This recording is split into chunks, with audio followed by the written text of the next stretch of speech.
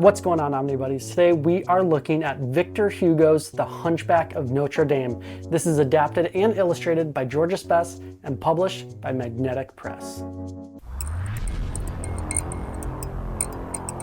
What's going on, everyone? Yes, we are looking at The Hunchback of Notre Dame, whatever you want to say. I think it's Notre Dame. I've said it too many times, now I'm questioning myself. Anyways, this comes to us from Magnetic Press. This is the third book in the series that Georges Bess has adapted, and they are phenomenal. So we have Dracula by Bram Stoker, we have Frankenstein by Mary Shelley, all adapted by Georges Bess. His illustrations, his trimming down of the story, which I know some people don't want to see the story trimmed down, but if you want to read a comic book adaptation of any of these stories, these are the ones you gotta jump into. Not only did Magnetic Press do a phenomenal job publishing these, but Bess did an insanely good job illustrating and adapting them to the graphic novel format. This is part of the triple slipcase edition right here that Magnetic Press did. This is a limited slipcase edition. Hopefully this book should come to the shelves very soon as of the making of this video, so you can pick it up on Magnetic Press's web store. You can use the link in my bio to get over there, get 20% off your first order with your account over there. Supports the channel, supports Magnetic Press, a great publisher.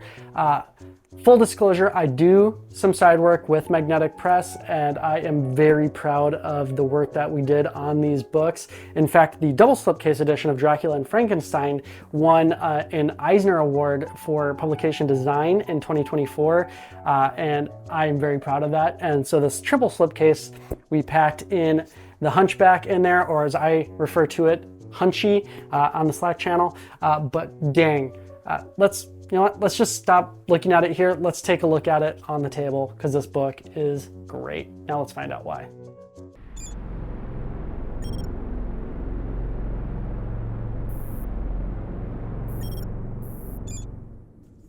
All right, so here is the hardcover edition of Hunchback of Notre Dame, and this is adapted and illustrated by Georges Bess, and it is adapted by, of course, the original screenplay, or original book or whatever, by Victor Hugo, and this is published by Magnetic Press. So there is the cover. It's got that gorgeous foiling around the edge and emboss on Esmeralda in the middle, and yeah, and all the design work, ooh, so good. And then we have the spine here, and it is foil on the title. And then you got this nice foiling around the edge here, and that embossing on here, which you can actually feel the texture. I don't know if you can necessarily see that on there, but you can definitely feel the texture on that. Super cool. The like clock tower look, and then the stained glass window, and then the blood drip. So gorgeous. This does retail for $34.99 USD, and will hopefully come to the Magnetic Press web store very, very soon. This is the limited edition. It did come in the triple slipcase box set. Try and get this in here with Dracula and Frankenstein, and it's got that sweet cutout on there where the characters show through on the books. And this was the numbered edition. Let's see if I can get the card out of there. Here it is. So here's the numbered edition. I have 441, and that also has that foiling on there. Super cool. Oh man, I love this box set. It's so good. It's so great, and it is beefy. So here we are back at the book itself, and we can get into it with that nice red end paper and the title sheet and all the people involved and all that. And then we get right into it. We're not going to talk about the story too much quite yet, but it does have this great bookmark in here, ribbon bookmark built in, that nice crimson that blends in so nicely. The paper quality is solid, like really, really good paper quality. You are not seeing through this to the other side when you're reading at all. Maybe, we do the light test, you can see through, but you're going to be pretty hard pressed to see through, have these pages be too thin. I would doubt you're going to get any complaints about that. The print quality is next to none. It is so good. And then let's see, the binding itself definitely holds up. I took photos of this book, I stretched the spine, and I read it, and now I'm getting into it again. And it's a little tight in that there's not much of an eye hole in here, but definitely we'll turn to a different page where there's no nudity, and we'll get into here. And yeah, there you go. So it lays pretty well, pretty flat. And I'm not seeing, I don't remember any like major double page spreads. It's a little bit, you got to hold it over a little bit when you're reading it at the first third, and then when you're on the back third, it kind of pulls up, or back quarter maybe. But definitely not difficult to read, and you're not getting much gutter loss in there either. But definitely holds up well. Gotta love the rounded corners on this book, because you can't have dented corners if you don't have corners. So there you go. All right, now let's discuss the story.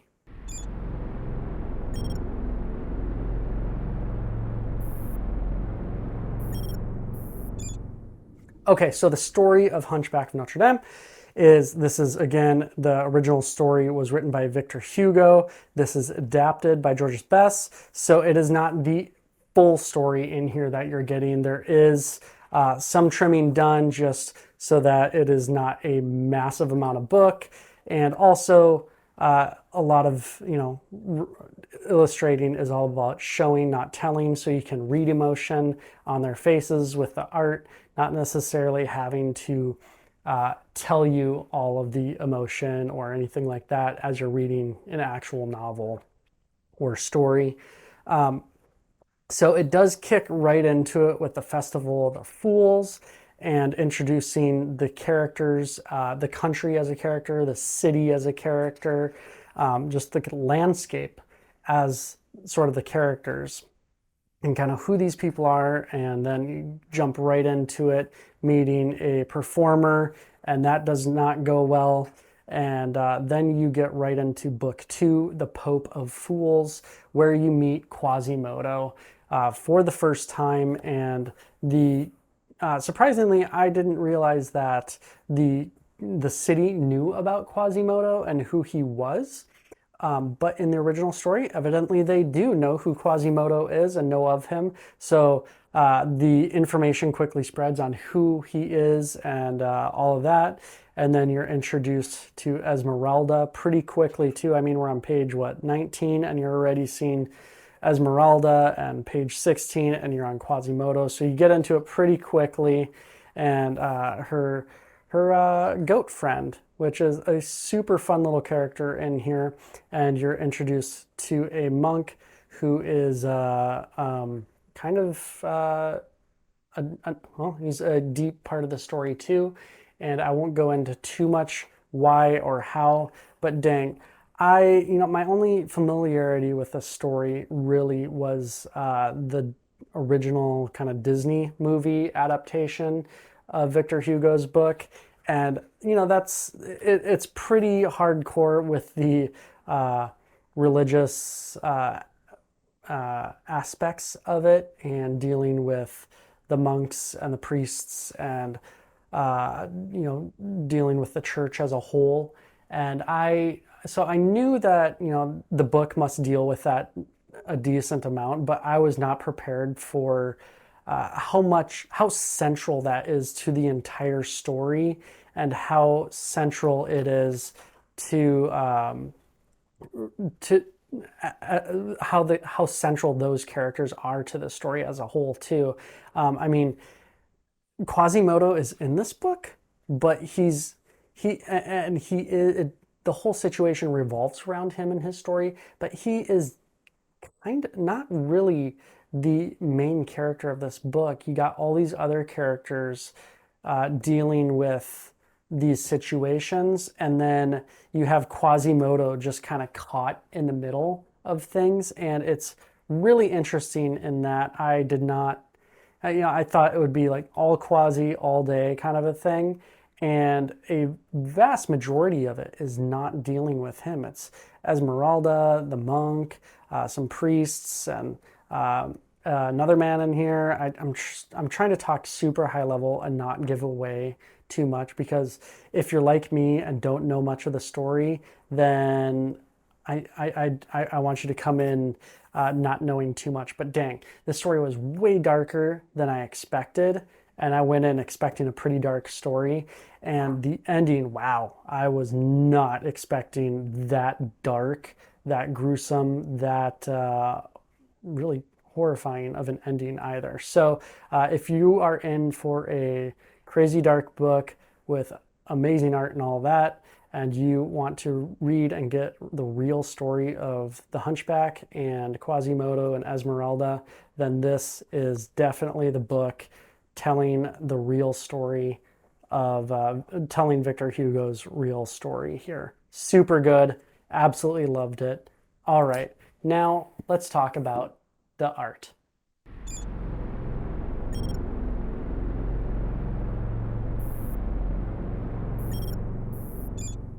Okay, so the art of this book, I mean, if you've seen Dracula or if you've seen Frankenstein, I believe I did a video on Frankenstein. Still need to do a video on Dracula. I don't know why I'm dragging my feet on that, but dang, you know what you're getting into with Bess's art. I mean, these full pages are just insanely detailed, especially for how just working in black and white. I mean, most artists would probably just make this all just straight up black and leave it at that, but he puts all this little detail, this speckle work, all these little details into the pages. I mean, look at the wood on these on the rafters of this church, and the bell, and all of the clothing and the ropes, and wow, just incredible detail goes into all of these pages. And he really doesn't like stop on those details. I mean, he's a master of using negative space, I would say. Bess knows how to really frame a character in negative space. And what I love is he kind of does it in inverted ways, where instead of a lot of people would do, a lot of artists may do just all black on these panels and then leave, the character in white. He does the inverted version of that, where he has these really white, stark white pages, and then has the characters stand out on them in their with all that dark black line work. So good, so well done. And then he has does not follow very traditional panel structure. I mean, he does left to right, top to bottom, and all of that, but a lot of it just kind of blends together. And especially like Esmeralda's dance scene, and just you have this monk who is trapped in his way of thinking, and he is in this dark panel here. And then you have this free-flowing character who is overlapping with everything and just kind of flowing through. And then you have this character drawn way far away with this huge landscape, and he's back there overlooking things. Really well portrayed in the paneling itself, and using panel structure to kind of convey the idea behind those characters. Really brilliant, really well done. And then you have these overlaid panels too in here. So you're never really lost on the pages. It's not doing anything crazy like where you're having to spin the book or anything like that. But he does some really fun stuff, and the text panel, bubbles, whatever, text boxes, and those jump from one to one, thing to thing, and it's pretty easy to follow. And using emphasis on some of these bubbles, where it's more narrator with the hard line boxes, and then more soft with the directional line for character speaking, and more emphasis on the text bubble, text box there for the characters when they're shouting. So a lot of good natural integration of different elements that work so well. And man, just the art is just so good. And it's the action and the layout and just following through all these panels. You get a sense for action, and you get a sense for motion when there's needed. And here's a nice double page spread I was looking for earlier. I knew there was a couple in here, but yeah, so not much gutter loss. I know this is mostly center of the book anyways, but dang. So he does that inverted all white with black, but he also pulls it off really well with just the all black and then the negative, using black as negative space, and then the like city and characters and all that centrally in there to draw your attention. So he does all that detail when he needs to and when he wants to show like the grandness and the scale, but he also isn't afraid to show like, to not, I'm trying to skip some of the saucier parts here, but also isn't afraid to just leave the art be and let it breathe when it needs to. But man, look at, hopefully it's coming through on there, but like that texture and shadow in there, just ever so, like it, at first glance you think, oh, it's just, I can tell that's a city, it's just blocked out.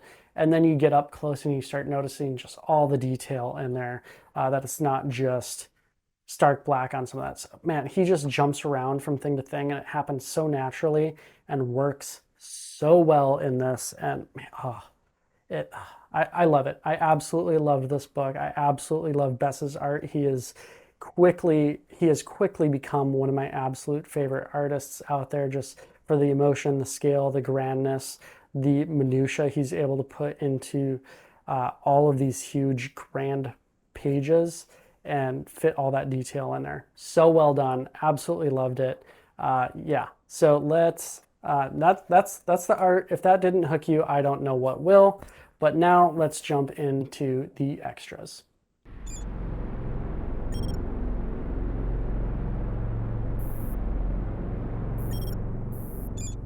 Okay, so for the extras of this book, like I mentioned earlier off the top, there is like, this is the limited edition, so there is that signed number bookplate, there's a slipcase you can get, and let's kind of go into, there's the end of it. So here's the end of the story, and then we get into the gallery here, where he's got a lot of pinups and just really nice art. Because I mean, it came out as one book, so there's not like, it's not a cover art gallery, but he's got a nice gallery of art in here that he worked on, and man, it is so nice.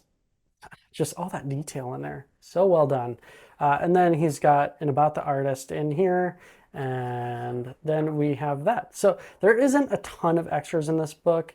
It is mostly one and done with a little bit of art gallery at the end, but you definitely get your money's worth, especially for being 35 bucks MSRP. You definitely get your money's worth with this hardcover. And if you ever jump for the soft cover trade paperback edition, those are just as high quality, only it's trade paperback. I love magnetic presses, trade paperbacks too. Really great, like soft touch feel paper, really nice, really good quality too. And they usually have the curved corners that can't get dented because they don't exist. So that is a quick look. All right, so that was the quick overview look at the Hunchback of Notre Dame. Man, that book is incredible. I mean, Dracula, Frankenstein, Hunchback, all crazy good illustrations and really good stories, amazing adaptations, at least in my opinion. But dang, I loved Dracula when I read it. I really loved Frankenstein and just the like deep, just look at what it is to be human and humanity and have a soul. But Hunchback too, holy cow, I was not expecting that dark of a story. I knew that it was darker than like the Disney adaptation of the Hunchback, but I was not expecting it to be that dark and that like gritty and dealing with that much, that deep of politics and religious politics and all of that. Just crazy cool, really dark, really great. So definitely not a, none of these three books are good for the younger readers, but dang, are they really, really good. And I mean, the art, come on, just so good. You saw it. Just even if black and white isn't your thing for graphic novels, this is one that, like, I mean, it's like the old black and white monster movies. It's just perfect how it is without that color and that just stark contrast, black and white. Oof. chef's kiss, so good. But like I said at the beginning of this video, you can grab it hopefully soon from Magnetic Press's web store. You might be able to jump over to the backer kit and do the late pledge over there and grab it that way if you want to grab the triple slip case. Super cool edition. But yeah, you do not want to miss out on these editions. And I cannot wait, and I hope beyond hope that Bess does more of these books. I would love to see like the Wolfman, or man, so many good ones out there. But I would love to see more by Bess doing these monster books and just going all over the place and doing all these. So, all right, I'll let you go. That's it. Don't forget to like, subscribe, hit the bell for notification, do all those things. But again, the most important thing to do is comment. Let me know what your favorite old school monster book or story is out there, and what you would love to see adapted by Bess, if it just hasn't been adapted at all yet, or maybe it has been and you didn't really like it and want to see Bess do it next. Because I would, oh man, I want to just see him do all the monsters. I want to see him do Creature from the Black Lagoon, frankly. I know that's newer and it's not like classic, but it's that old school black and white movie. I grew up on Creature from the Black Lagoon. I love that thing, and I would love to see Bess do a book on that. That would be super cool, actually. Anyways, that's it. Don't forget to like, subscribe, hit the bell, do all those things, but I'll let you go now. Take care, stay cool.